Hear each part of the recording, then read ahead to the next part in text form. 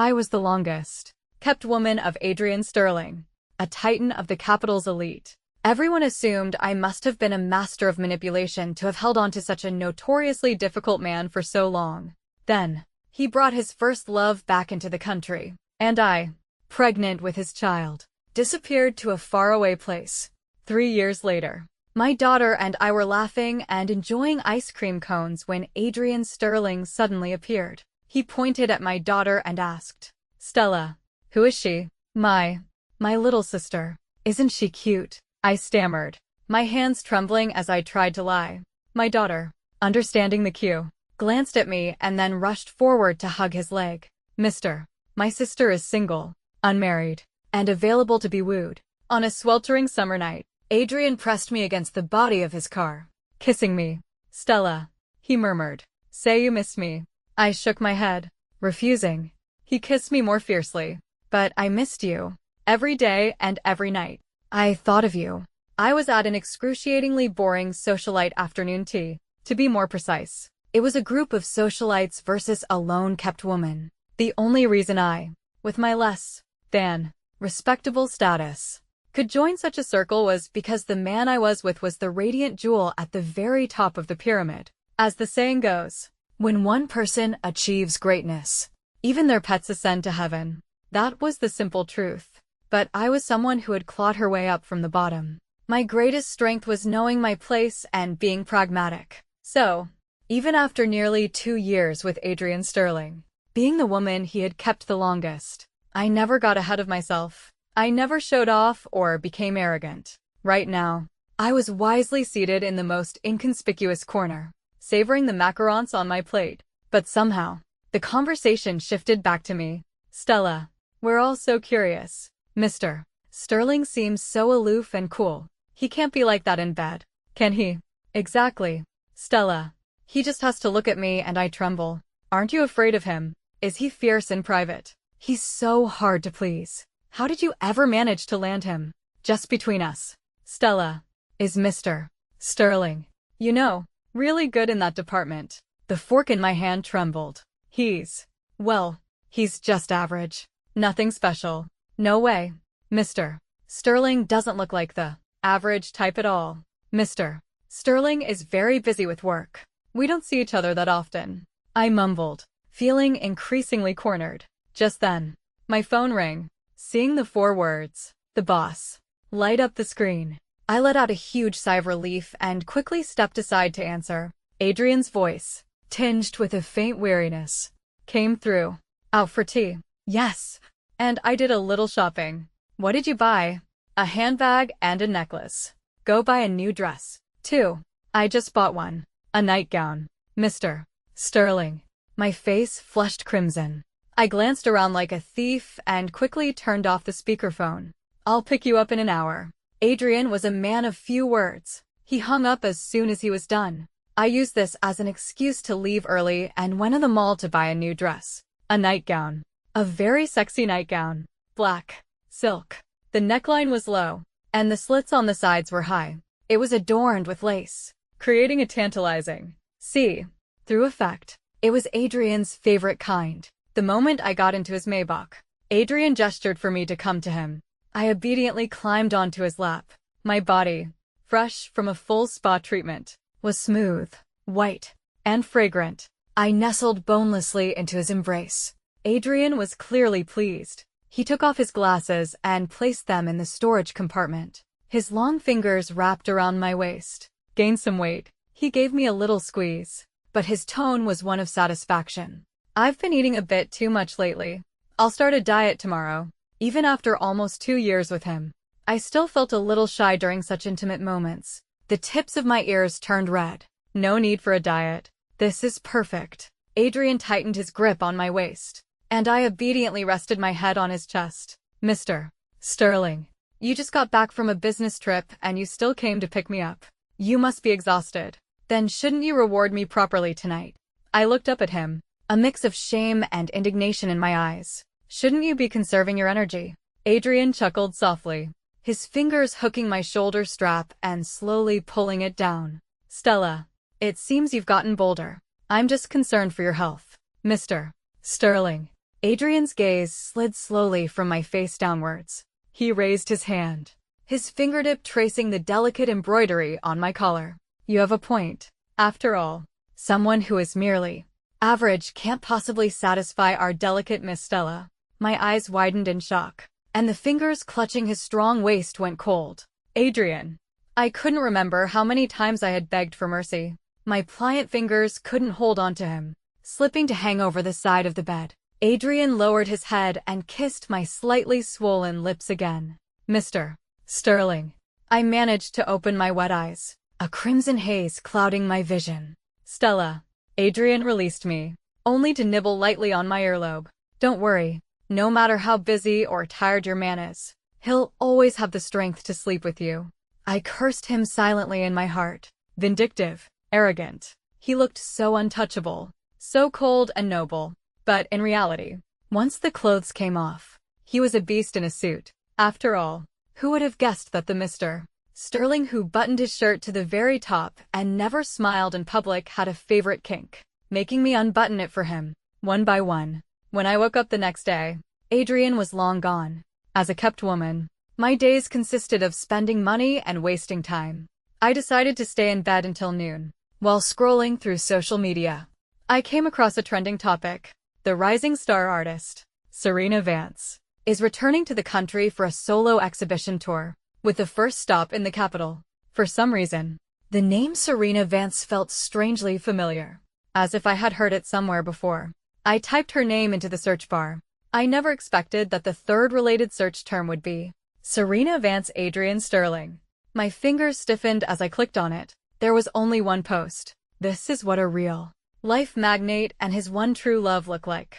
The accompanying photo was blurry, but you could still make out a tall, handsome man and a petite, beautiful girl. She was smiling sweetly at the camera, while the man gazed at her with tenderness. His overcoat was draped over her shoulders. I closed my phone and lay back on the bed. More and more information flooded my mind until, finally, a single image froze in place. I was heavily pregnant, lying pale and haggard in a bed. Adrian stood before me, his arm linked with Serena's. Both wore wedding rings on their left hands. Adrian's voice was bone, chillingly cold. Stella, give birth to this child, and I'll give you 100 million. Serena's health was damaged, and she can't have children.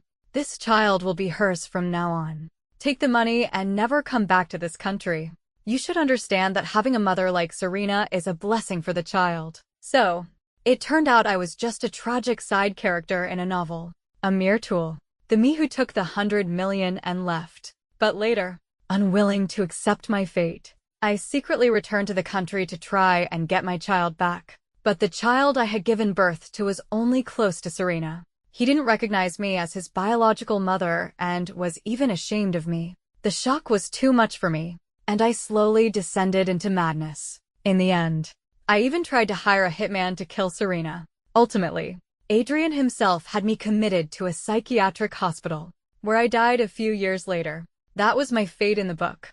And now, Serena was about to return. The wheels of fate were beginning to turn. If nothing went wrong, it was that one wild night, last night, that I conceived. That night was one of the only 2 times in my nearly 2 years with Adrian that we hadn't used protection.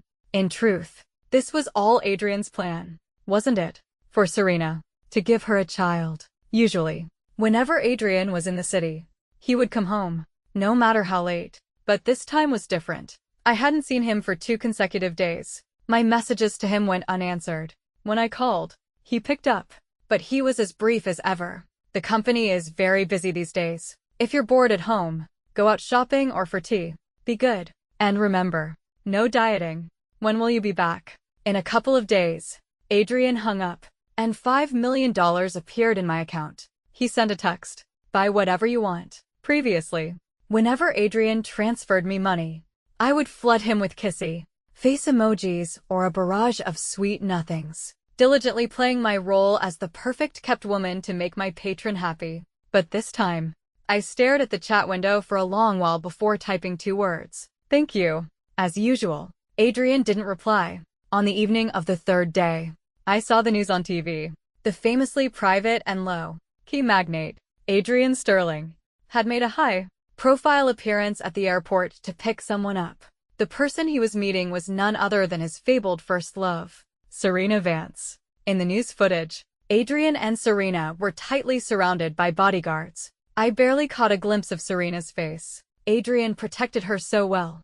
Unlike me, my photos and candid videos were constantly splashed across the city's gossip columns. The first love he cherished in his palm, and the plaything he kept for amusement. Of course, we wouldn't receive the same treatment. I turned off the TV and went downstairs. The servants had already prepared dinner.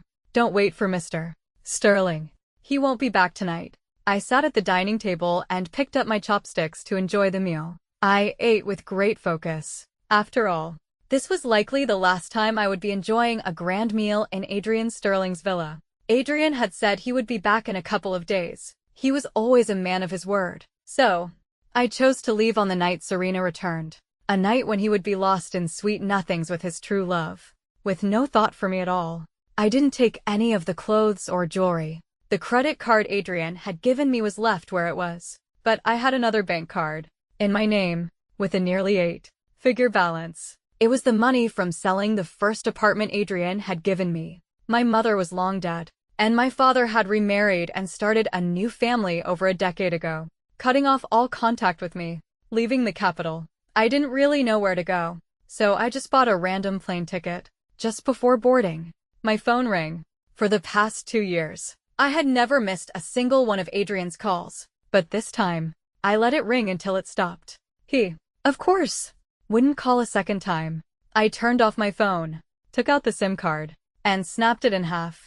As I carried my suitcase up the boarding stairs, I couldn't help but look back. The capital's night sky had no stars, just a heavy haze. I really didn't like this city. I only liked a certain person in it. At that moment, Adrian lit a cigarette and dialed a number he knew by heart. To his surprise, a cold, automated female voice answered. The number you have dialed is currently unavailable. Please try again later. Adrian frowned slightly and hit redial.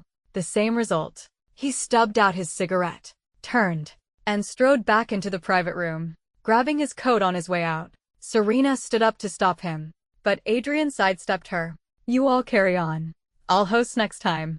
Adrian. Serena's eyes welled with tears.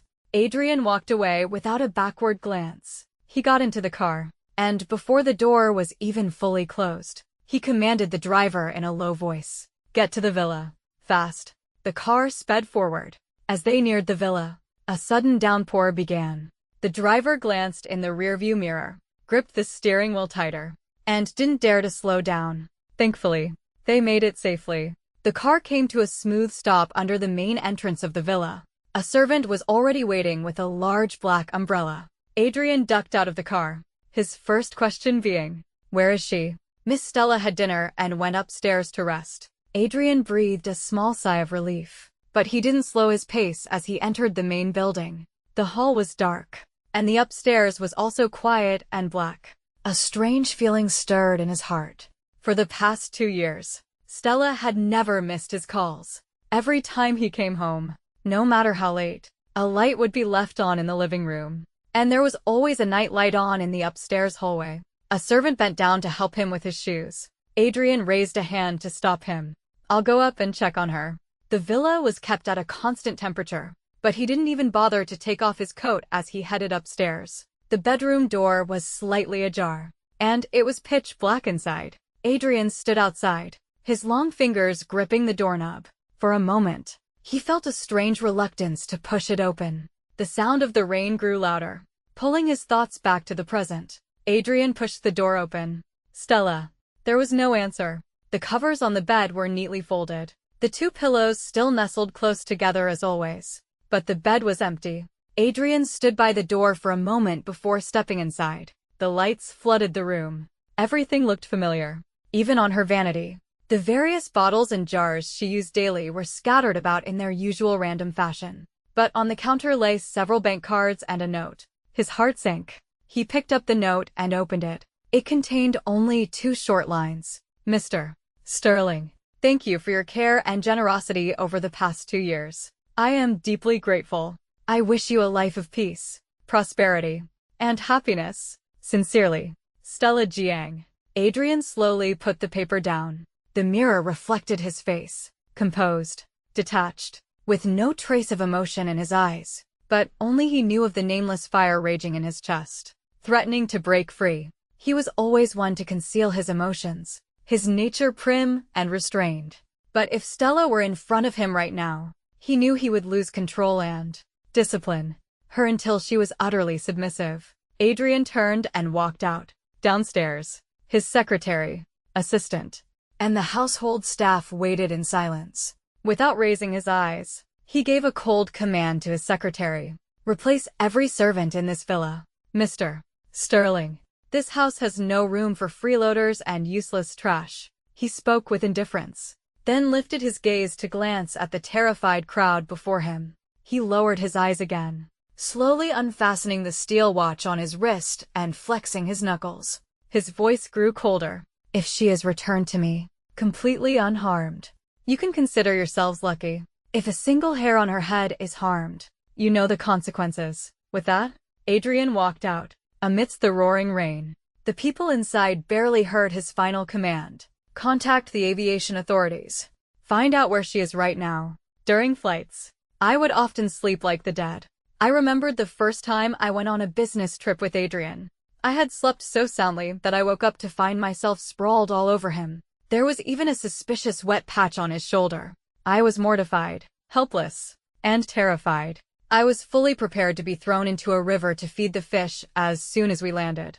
But Adrian didn't do that. He didn't even say a word of blame. At the time, he was wearing his glasses and still busy with work on the plane. Seeing my extreme embarrassment, his voice was actually gentler than usual. Slept well? Yes, Mr. Sterling. Would you like something to eat? I nodded, then quickly shook my head. But Adrian ordered food anyway and said to me, "Eat something first. I'll be done soon." After that, I accompanied him on many business trips and vacations. Almost every time, I would sleep soundly in his arms. He was a very private person and only occasionally used his private jet. Thinking of the private jet, my ears began to burn. The space was limited, and Adrian was a master of creative torment. When I couldn't take it anymore, my voice probably wasn't very quiet. Otherwise, the flight attendants wouldn't have avoided eye contact with us when we disembarked. In all my time with him, this was the first time I was flying alone. Perhaps I had grown so used to sleeping in his arms that I woke up with a start. An announcement came over the cabin speakers about the flight status. It had started raining shortly after takeoff, with lightning and thunder, and the rain was getting heavier. Many flights had been delayed or had even turned back. When the broadcast announced that our flight also had to turn back due to the weather, many passengers in the cabin started grumbling. I heard someone say, "Well, this is a first. Our airline turning back because of weather." I know, right? I thought their motto was, "We fly unless it's raining knives." An incredible thought popped into my head. That man, Adrian, had inherited the immense power of two great families. His background was unfathomably deep. I had only ever glimpsed the tip of the iceberg, but even that tip was a chasm I could never cross. I never dared to think too deeply about how unbelievably powerful he was. So, the thought that had just occurred to me seemed ridiculous even to myself. How could a man as composed and reserved as Adrian do something so absurd for a woman? Every year, countless planes had to turn back due to weather or other reasons. Never had I heard of it happening because of a single woman. The passengers were accommodated in a hotel near the airport. I collected my luggage and followed the crowd out. When I reached the airport terminal, I stopped. But even as dawn broke, Adrian never appeared. I laughed at myself for being so sentimental. And yet, I sighed. It seems that, as a character in a book, even if a small branch of the plot diverged, it couldn't create any real waves. The hero would always end up with the heroine. The side character would always be just a side character. I picked up my luggage again and boarded the plane again. The morning air in the capital after the rain was unusually fresh. I thought to myself that, for the rest of my life, I would, as the Adrian in the book had originally wished, never return to this city. The following summer, in a small southern city, I gave birth to my daughter, Rosie. It wasn't the boy written about in the book. Perhaps from the moment I left, something had quietly changed. A great wind rises from the smallest of movements. A tiny, insignificant person had unexpectedly stirred the whole game. But I wasn't disappointed at all. On the contrary, I was genuinely happy. It was a daughter. Even if he found out one day, he wouldn't fight me for her. And all I wanted was to protect this adorable, lovable little person. I wanted to give her all the things I had missed out on my entire life. Miss Jiang, come and see. Rosie is smiling. The nanny brought the little pink bundle over to my bedside. I looked down. Rosie was sleeping soundly, but she was smiling in her dreams. Rosie is so beautiful. She's not even a month old. And you can already tell she's going to be a beauty. They say daughters look like their fathers. Adrian was so handsome. It was only natural that his daughter would be beautiful.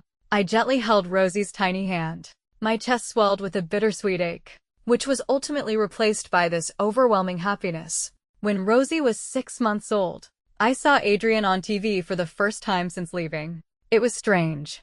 No matter how low profile Adrian was, no matter how much he disliked appearing in the media, in the 2 years I was with him, I had still attended 2 or 3 unavoidable galas with him. His exposure rate might have been ridiculously low, but he wasn't a complete ghost. But from the time I left the capital until Rosie was 6 months old, for over a year, the name Adrian Sterling seemed to have vanished from the world.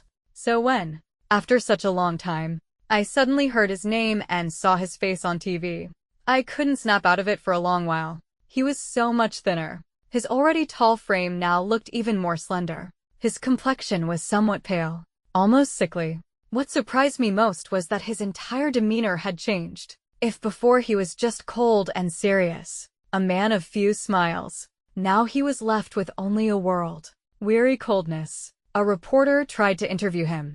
Mr. Sterling, MS. Vance's exhibition tour has just successfully concluded. Are we to expect wedding bells for you too soon? Apologies. Mr. Sterling is not answering any personal questions today.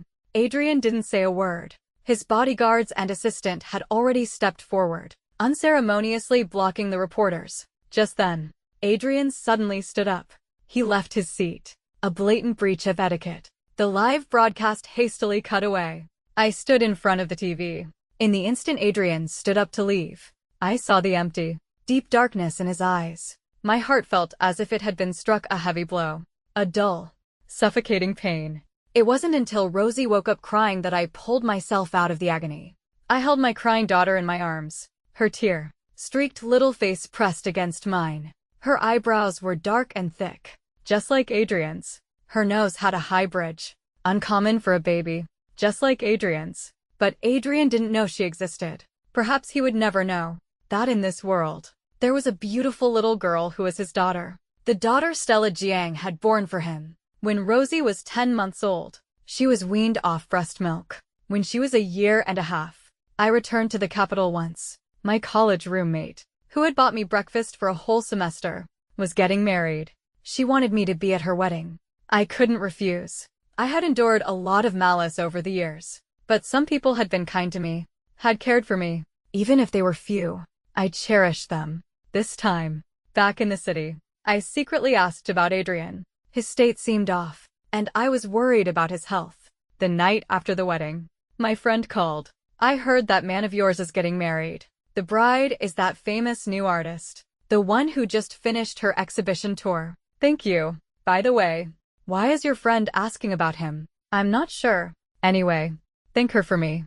After hanging up, I couldn't come to my senses for a long time, until a female voice exclaimed behind me, Stella, it really is you. I thought that silhouette looked like you, and it is. But you've put on a little weight, and your chest is bigger. So annoying. You look even more appealing to men now. A young woman dressed like a beautiful Christmas tree stomped her foot petulantly. Of course. I recognized her. She was one of the socialites who used to drink tea with me and ask me if Adrian was good. But I didn't want any contact with people from my past. I nodded politely and turned to leave. But Bella grabbed me. I haven't seen you in forever. Where have you been? Sorry. I have something to do. Stella. I heard. Bella completely ignored me, holding my arm tightly. She leaned in, her face alight with gossip. That Adrian Sterling almost died in a car crash, and you just took his money and vanished. Is it true? If it's true, you've got some nerve. Coming back to the capital, I felt like I'd been plunged into ice water. My fingertips were cold and trembling. I gripped Bella's arm so tightly my nails dug into her flesh. Bella yelped in pain and pushed me away, but I couldn't hear her. I just stared blankly, asking, "Who did you say almost died in a car crash?" "Adrian Sterling." "Of course. You didn't know." "Oh, right." Bella clapped a hand over her mouth. "The Sterling family put a gag order on it. They kept it under wraps." "When did he have the accident? Was he badly hurt? Please, tell me." But Bella clamped her mouth shut and refused to say another word. "I didn't say anything. Stella, you didn't see me tonight, and I didn't see you. Understand?" Bella scurried away. I stood there alone, my mind in a daze for what felt like 10 minutes. It was only when I dialed that number, long since memorized, that I snapped back to reality. But Adrian's phone number was no longer in service. I hailed a cab and went to the villa. On the way there, my mind was a chaotic mess. Bella's words echoed over and over. Adrian Sterling almost died in a car crash. How serious was? Almost died. No wonder he was so thin. His complexion so poor. But Rosie was already a year and a half old. It had been over 2 years since I'd left the capital. 2 years. And he still hadn't recovered his health. How horrific must that accident have been? I didn't dare to imagine. As the car's headlights appeared in the distance, I suddenly came to my senses. What right? What identity did I have to appear before Adrian again? In the eyes of people like Bella, I was just a money-grubbing gold digger. And in Adrian's eyes, I instinctively turned to leave. But the car suddenly stopped a short distance away from me. "Why have we stopped?" Inside the car, Adrian raised an eyebrow in annoyance, looking at the driver. He had had a bit too much to drink tonight. His head was pounding, and his mood was foul. The driver looked outside the car, stammering, trying to say something. But Serena suddenly cut him off. "It's fine. It's just an irrelevant person. Let's go." The driver looked at Adrian in the rearview mirror. He was leaning back against the seat, his eyes dark, his expression as world, weary and impatient as ever. He didn't seem to object to Serena's words. The driver said no more, and the car started moving forward slowly. I stood on the roadside, watching the car pass. The car was moving very slowly, and the rear window suddenly rolled down by a third. In the hazy light, I saw Serena's exquisite, beautiful face, and next to her, a fleeting glimpse of Adrian's profile. Serena's gaze brushed over my face like a feather. It was so casual, so filled with a lofty, arrogant disdain. She didn't need a word, a single expression, to utterly defeat me. This was the heroine's halo. When Adrian was injured, Serena must have been by his side. So it was only natural that he, who already liked her, would marry her after he recovered. The Maybach passed through the gate, its taillights gradually disappearing. I turned away, dejected, and walked step by step into the deep night. At the villa, Serena moved to help the drunken Adrian, but he brushed her hand away. "Arthur, have the driver take Ms. Vance home." He didn't look at Serena, his steps a little unsteady as he walked towards the main house. His assistant hurried to support him, and this time Adrian didn't push him away. Serena stood behind him, a sour feeling welling up in her heart. She didn't know what had gone wrong. According to the plan, after she returned, Adrian was supposed to pursue her again and marry her. He wasn't even supposed to care that she couldn't have children. But now, 2 years had passed. Adrian still showed no romantic feelings for her beyond friendship.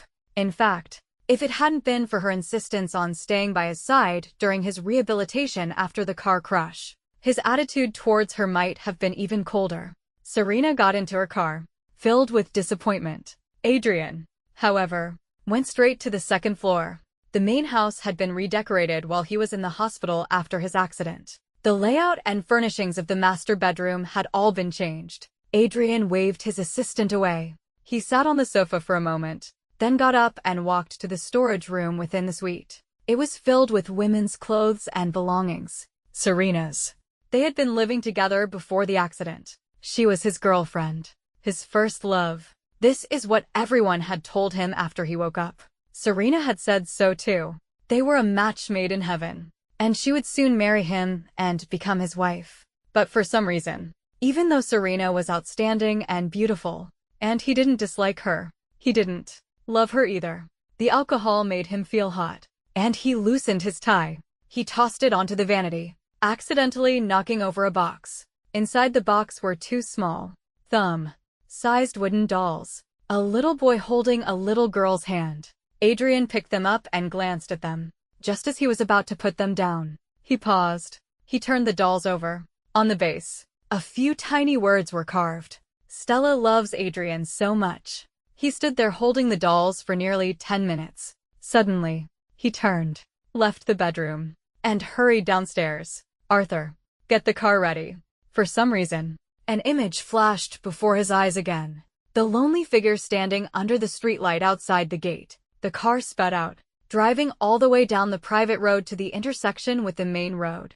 The night was deep, and the birds had gone to roost. Apart from the occasional noise of a passing car, the road was empty. Adrian clutched the dolls and looked at the old driver who had been with the family since he was a boy.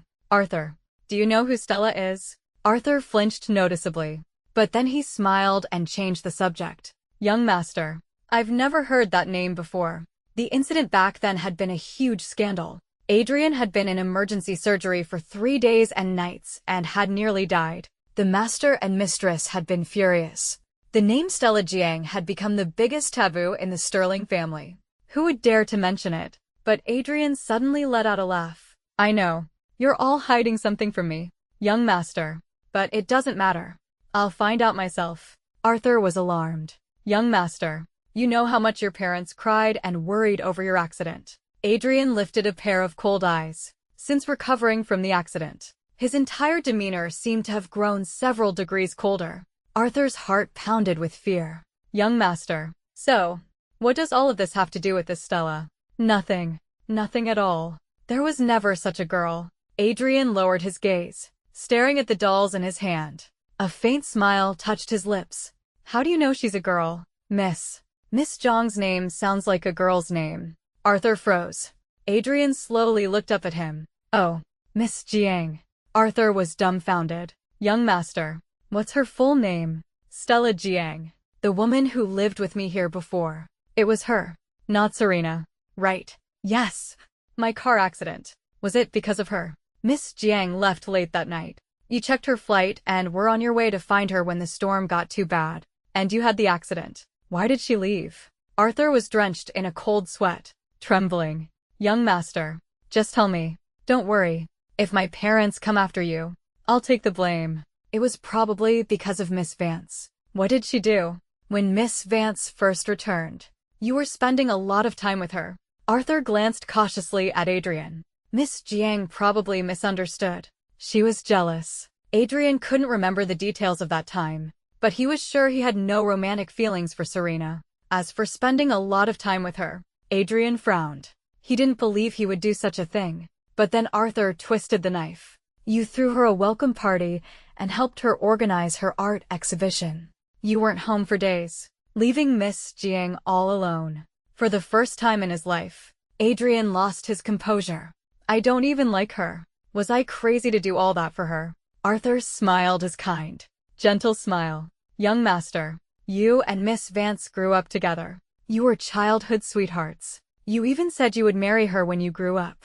But when you did grow up, for some reason, you didn't like her anymore. Miss Vance was so heartbroken, she even tried to take her own life once. You felt guilty and promised both families that you would help the Vance family and Miss Vance once as compensation. So, you helping her with her exhibition was probably for that reason. Adrian stared at Arthur and asked one last question. So, between me and Serena, nothing ever happened, right?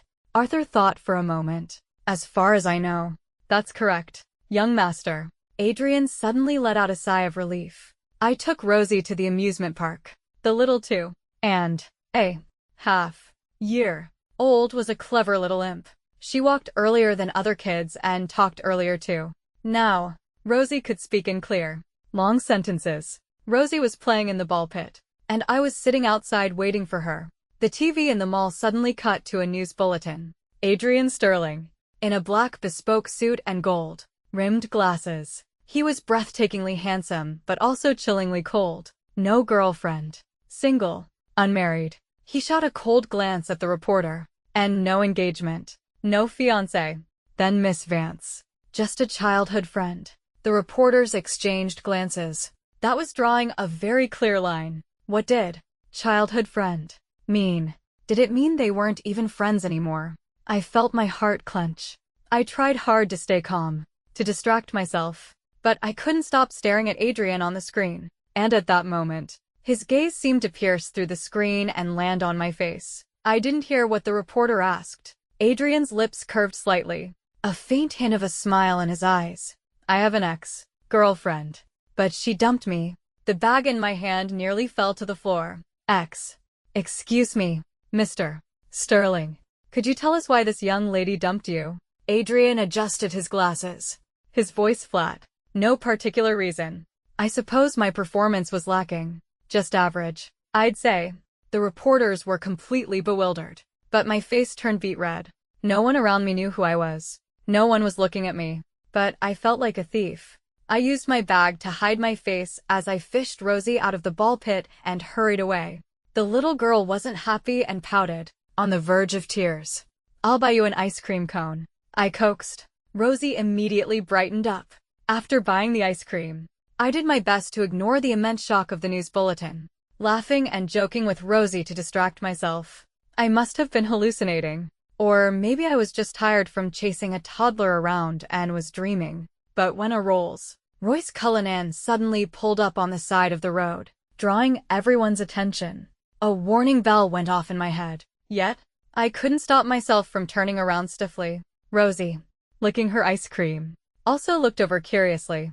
When Adrian Sterling stepped out of the car, I clearly heard gasps from the people beside me. My own vision filled with flashing spots of light, making me so dizzy I could barely stand. It felt like the moment I first met Adrian. He walked straight up to Rosie and me. Stella, who is she? He asked, pointing at Rosie, but his eyes were fixed on my face. My little sister. Isn't she cute? I stammered, my hands trembling as I lied. Rosie glanced at me knowingly, then rushed forward and hugged Adrian's leg. The ice cream from her hand smeared all over his tailored trousers. A big, sticky mess. I closed my eyes in despair. Mister, isn't my sister beautiful? She's single, unmarried, and available to be wooed. My daughter chirped, her round little face turned up to his, her voice innocent and adorable. It was a voice that could melt the heart of any tough guy in the world. But I wasn't sure if it would move Adrian Sterling. Your sister? Yep. She's my sister. Adrian seemed to chuckle. He bent down and picked Rosie up. I wrung my hands nervously. Mr. Sterling. Adrian ignored me, busy teasing Rosie. What's your name? Rosie Jiang. Adrian frowned, finally glancing at me as if to say, what kind of ridiculous name did you give my daughter? How old are you? A little over 2. How much over? Exactly. Rosie immediately looked to me for help. Mama, how much more than 2 am I? I lifted my bag and hid my face behind it. My daughter could be as clever and cute as she wanted, but she was no match for an old fox like Adrian. Adrian carried Rosie towards the car. Stella, you come too. I resignedly followed them and got into the car. Adrian took out a wet wipe and carefully cleaned Rosie's hands. Rosie was completely captivated by him. Mister, are you married? No. Do you have a girlfriend? No. Rosie's chubby little hands immediately wrapped around his arm. You should check out my mama. Mister. Adrian glanced up at me. I'm looking. Isn't she beautiful? She's all right. I couldn't help but shoot him a look, silently thinking, liar.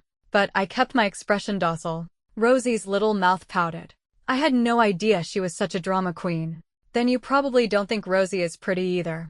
Adrian pinched her chubby cheek. Of course not. You're very pretty. I look a lot like my mama. A little. Rosie never had a daddy. Boo-hoo-hoo. Rosie sobbed, sneaking peeks at Adrian. Mister, you were so gentle when you cleaned my hands. Can you be my daddy? Adrian took a tissue to wipe her tears, sighing softly. It's not that I don't want to. It's your mother. She doesn't want me. Rosie was stunned. I was stunned too. Adrian. Adrian looked at me. After all, I'm just average. This was a grudge he would apparently hold forever.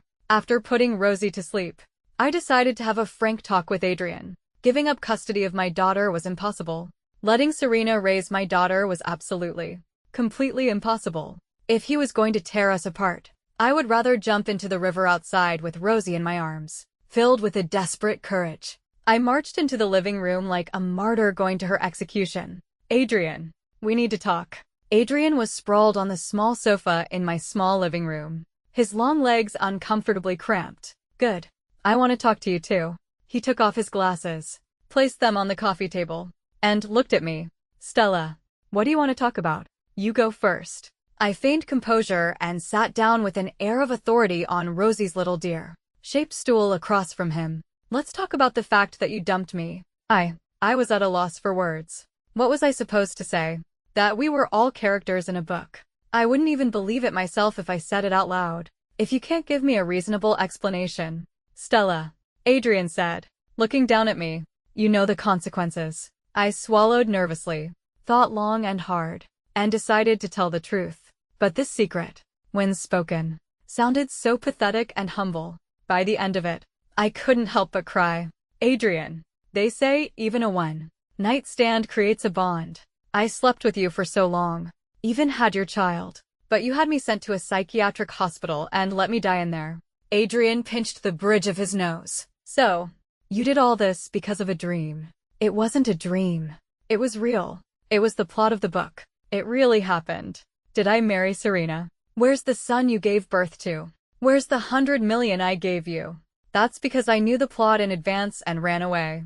That's why things changed. I rubbed my red eyes. Anyway, I don't care about any of that messy stuff. If you try to take Rosie away from me, you'll have to kill me first. What kind of nonsense is going through your head? Adrian stood up, walked over, and pulled me to my feet. Stella. But that's how the plot was supposed to go. Maybe there were some deviations, but the ending wouldn't have changed. Right. I felt more and more wronged. If the hero doesn't end up with the heroine, is he even the hero? Adrian held my face, gently wiping away the tear tracks from the corners of my eyes. Why isn't it possible that? Because I fell in love with you. The entire plot of the book changed from that moment on. The hero is supposed to be with the heroine. Yes, but in a romance story, the woman the hero loves is the real heroine. Stella, who do you think I love? After 2 years together, you couldn't feel it. I couldn't convince myself to believe it, that the person Adrian loved was me. The difference in our statuses was like heaven and earth. Adrian seemed to understand my reservations, but he only said one thing. Stella, if we're both living in a book, then what's so unreasonable about us being together in that book? But I still couldn't wrap my head around it. Adrian, do you think the author was crazy? You're overthinking it. They write stories like this because it's what readers like to see. But how could readers like to see a side character triumph over the idealized first love?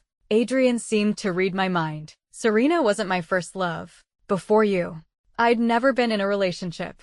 Just as I was about to say something, Adrian spoke again. But Miss Jiang must have had a rich dating history. Right. I couldn't help but glare at him. You already had me investigated. Don't pretend you don't know. Then why would Miss Jiang think I was just average in bed? Adrian.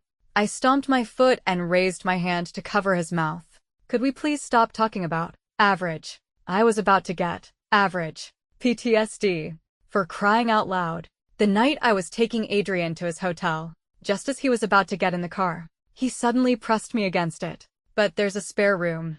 But there's no bed. And no new bedding. Adrian lowered his head, trying to kiss me. There are people around. They'll see. Say you miss me. Stella. Say you thought about me every day. Adrian didn't care. His kisses grew deeper. I shook my head, refusing to say it, refusing to admit it. It was more than every day. It was every minute, every second. I thought of him constantly, but I didn't want him to know. He said Serena wasn't his first love, but he still hadn't explained the engagement story, or why Serena was in the car with him that night, heading back to his villa. But I missed you, Stella. Every day and every night. Adrian looked at me deeply, then pulled me into another deep kiss. I could hear the sound of laughter and children playing carried on the night wind, but I couldn't break free. All I could do was lightly kick his shin to signal that people were coming. In the deep darkness, his eyes were filled with a mixture of desire and tenderness. My heart felt scorching hot, and my limbs went weak. In a breathless pause, I murmured his name. Adrian. Actually, I came back to the capital once before. I know. You know. Adrian raised his hand and wiped a trace of moisture from the corner of my lips. I just didn't know it was you at the time. I was even more surprised. A side effect of the car accident. I lost some of my memories. He said it so casually, but I couldn't help but cry. I had seen the scar on his brow during the day. It was still a faint mark after all this time. I couldn't imagine how horrific the scene must have been. The day you came back was when my memory slowly started to return. I should have come to find you and Rosie sooner. But there were a lot of things to sort out back in the city to make sure you two could come back safely. Adrian lowered his head and gently kissed my tears. Come back to the capital with me. Let's get married. Stella. There were still quite a few things to take care of before we could move back, which delayed us for another 2 or 3 days. But Adrian couldn't even wait that long. He went out and bought a bed and all the necessary household items, moving from his hotel into the small house I shared with Rosie. But then, the unexpected happened. We had a guest, his own father. Rosie was too excited and refused to sleep. Even at 11 p.m., Adrian and she had a staring contest, which he ultimately lost. My heart softened watching them. So I went and picked Rosie up. Time for bed. I want to sleep with Daddy. I pinched my daughter's cheek and whispered in her ear. Don't you want a little brother or sister? Mommy and Daddy have to sleep together to make a baby. Rosie immediately threw her arms around my neck. Okay, Mommy. I'm going to bed. As we reached the door, Rosie turned back to look at Adrian. My heart sank. I was about to cover her mouth, but it was too late. Rosie gave him a thumbs up. Go, Daddy. Rosie wants a little brother tomorrow. I looked at the torn nightgown on the rug by the bed and couldn't help but glare at him. What is your problem? Tearing my clothes again. Stella, you've gained weight. Adrian's words successfully diverted my attention. I had been a little self-conscious about my body after having Rosie. I had started working out after I stopped breastfeeding, and my weight was now back to what it was before pregnancy. But Adrian said I was fat. I instinctively replied, I'll start a diet tomorrow. No dieting. Adrian pulled me into his arms, his gaze dropping to my chest. You're perfect right now. Especially here. But you said I was fat. That's because you were too thin before. If I'm not thin, I can't fit into a lot of clothes. It's a basic professional requirement. Adrian suddenly kissed my forehead gently. I won't let you have to do that anymore. Adrian, the 2 years I was with you, I wasn't unhappy. Really. You were so good to me. So good that I couldn't help but fall for you. At first, I was just scared of being poor. I only thought about taking the money so I could live a better life. But in the end, I nestled into his embrace. I found that I just couldn't do it. Stella, I will give you lots and lots of money. Adrian lowered his head to kiss me again. But more importantly, I will give you lots and lots of love. And Rosie. Of course. Her too. After a moment, Adrian added, Did you breastfeed Rosie? Yes. That explains it. Explains what? Adrian held me tighter. That day I saw you. You were wearing a white dress. It was a little tight. I saw from the car. A lot of men were turning their heads to look at you. Were you jealous? I couldn't help but ask. Mr. Sterling had always been so composed and reserved. In the 2 years I was with him, I had never seen him lose his composure or show any strong emotion. Yes, I was very jealous. Adrian lowered his head and kissed me. Stella, you're only for my eyes. I've only ever been for you. Rosie wants a little brother. She always has. And what about you? I'm a little scared. Scared of what? Scared that the plot will go back to that point. Scared that you'll be controlled by the story and fall in love with someone else again. That won't happen. I could see the sincerity in his eyes. Adrian, I'm willing to believe you, but you have to promise me, if that day ever comes, don't separate a child from their mother. I would really die. Stella, trust me. 10 years into our marriage. One night, Adrian suddenly woke me from a deep sleep. Adrian, what are you doing? It's the middle of the night. No. Stella, why did you tell people back then that I was just average? I was dead tired and punched the bed in frustration. What was I supposed to say? That Mr. Sterling is a magnificent and powerful force in bed. One should be honest. Adrian caressed my face and rolled on top of me. Rosie and her brother aren't home. Stella, you can be as loud as you want tonight. I don't want to. I want to sleep. Adrian. Then just close your eyes and sleep. His warm hand gripped my waist, pressing me tightly against him. I let out a soft moan. How am I supposed to sleep like this? Be good, Stella. Just once. Huh. So you're not as vigorous as you used to be. I regretted the words as soon as they left my mouth. But regret was useless. My voice must have been quite loud that night because the next day, the servants couldn't look me in the eye, and I discovered my throat was hoarse. I was so angry that I banished Adrian to the study that night. But somehow, later on, I found myself in a daze, playing out a little study room fantasy with him. This life was becoming impossible. Every day was filled with a lust born from comfort and love. Many years later, I ran into Serena. By then, our hair was white. When she brought up the past, there was still a hint of resentment in her voice. Stella, after Adrian's accident, everything could have gone back to how it was supposed to be. I was supposed to be his heroine. But why? Even when he forgot you, he still didn't love me. I didn't know how to answer. I turned to look at Adrian, who was standing not far away. He was still tall and handsome. Even at this age, he could still make my heart flutter. Haven't you found your own hero? I asked. Serena sighed, her eyes also on Adrian. There's still a part of me that can't let it go.